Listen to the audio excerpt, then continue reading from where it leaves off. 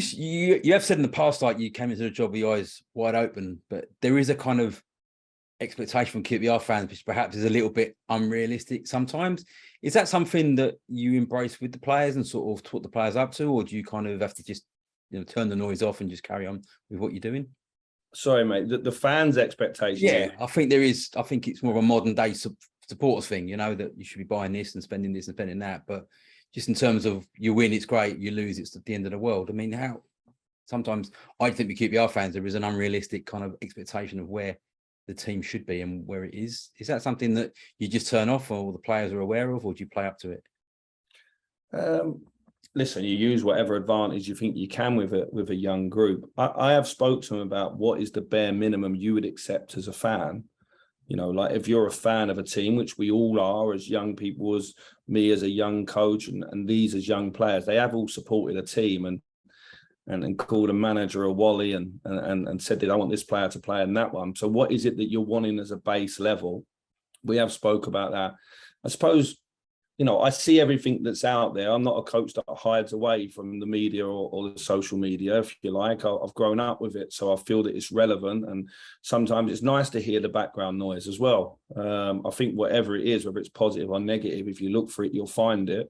But I'm not one who shies away from it. I get the fans have got high expectations. I've got high expectations as well. So as long as it's healthy and as long as they still back the team, it's fine. I think sometimes with football clubs, and I'm not speaking specifically on my own one here, with football clubs, we're not the best at being transparent in terms of where we are at financially. We just expect the fans to understand it. And I think sometimes we have to spell it out. I tried to spell it out really early in the window that this wasn't going to be the window everyone expected. We had to take some hunch on free transfers. We had to take some hunch on loans with the option of taking them at the end, and maybe just one or two loans to come in and make us stronger. I think as what I would like the fans to do is not feel like they were let down. Like last year, the first part of the season couldn't have gone any better for the team and the coaching staff here. They were absolutely fantastic.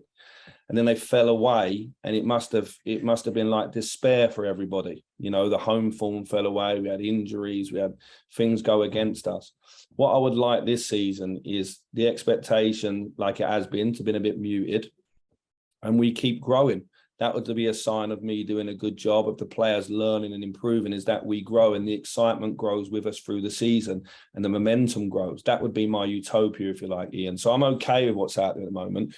I know where we are in the process of things. We are showing some really good signs, and then we're also showing some signs of naivety and some signs that we need more time on the training pitch. I'll be the first to put my hands up if this don't go the way, the job don't go the way I want it to. I'll be the first to stand here and be honest and say that. But at this moment in time, we're baby steps into this journey. Like we're 10% into it. The team is playing probably at 20% of what I want it to at the moment. So I see all that as positive. Good stuff. And obviously you brought Tim Iroegbunam in. I've been practicing that. Do you see, obviously you've got Sam Field as well. Do you see them two potentially playing together, or is it a kind of like for like thing? Or watch this space, because I think now I'm starting to get people fit and there's competition. I think they're going to have to fight it out. It's the right thing not to change a winning team at times. But I'm someone who likes to keep the other team guessing, and sometimes some of my own players as well. There's many ways to play in the style of the style of football that we want to play. There's many ways to play it. It's not a certain formation. And so I think in the next few weeks, you'll see me, as the team develops, be quite creative in terms of who plays with who and what shapes we play. Because we defend in one way and we attack a different way. Now, if you see the way that we attack and you rip down the formation, it's not the formation that we defend with. So do I see them two having the opportunity to play in a two? Yes. Do I see them fighting it out for the same shirt? Yes, as well. And I think we've had three midfielders now for the past 5 or 6, maybe even 8 games. And I feel this weekend we've got 4 very, very good ones. So it makes my life a little bit more interesting, but also it allows me to provoke them in training and challenge them to fight it out for the shirts. And just with you mentioned Luke before, he's back in training tomorrow. So, I mean, it'd be too early for Saturday, I'm assuming, but potentially next weekend against Stoke. Is that realistic? That's the aim. The aim is he'll be back in modified training tomorrow, just to get him back with the group. He's worked ever so hard, in the rehab. The boys have worked really hard. So, yeah, the aim is that he can get some minutes at the back end of next week if needed. If the teams fly in and the squad stays the same, then it gives me an extra 2 weeks to get him ready after the international break.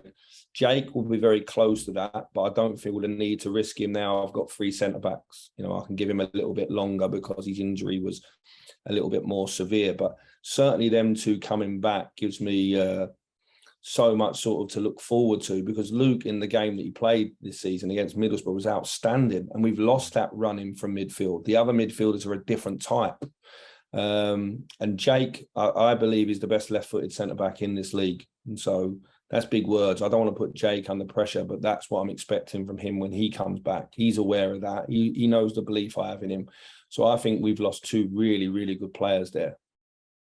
And with Luke as well, I mean, obviously, the second half of last season, he done really well, but he's had nightmares with injuries for, in the last sort of 2 years. I mean, how's he been? Because obviously you mentioned he played really well against Borough, and then it sort of, 2 steps forward, 3 steps back. How's he been sort of mentally? Yeah, mentally he's been in a rough place. He's a boy that he really takes it personal when he gets injured. I felt sorry for him in this whole situation, and you're hoping that this rehab, we've been very careful with this rehab, and we've spent a little bit longer on it because we're mindful of, Luke's mental health when he comes back, and the fact that he wants to play, and also how much he can help the team. So they're the things that people don't see from the outside. We've took our time with him because we want him back, and we want him back for a long time.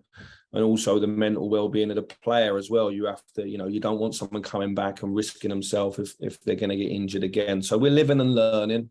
I'm learning about the players, and also the staff are learning about the way I want to work as well. And I'm delighted that he's returning tomorrow, but I have to see how he is. I don't want to rush him straight into the games. Once he's back, I want him back for as long as possible. Was it a hamstring injury he had?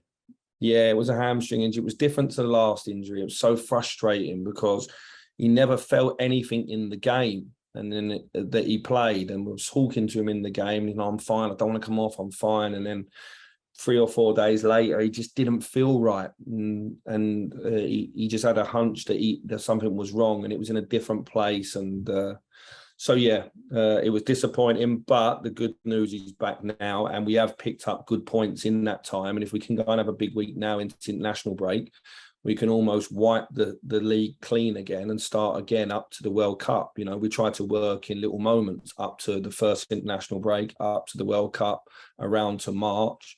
And our aim has always been, we won't look at the league table till March. We want to be in striking distance then. If we can do that, it's going to be an exciting season, but that's going to be a tough challenge itself. But we're trying to not look too far ahead, Ian, if that makes sense. Yeah. One game at a time. And just one last one from me. Just overall, window's closed now, as you've already alluded to. Are you pretty happy with the squad you've got? You could always be a little bit happier, mate. I think, just like you fans, you can always be a little bit happier. But I do think we had a strong window. I do think that the 7 players we brought in have re-energized the squad with athleticism, with ability, with experience, far greater than the players I feel that went out.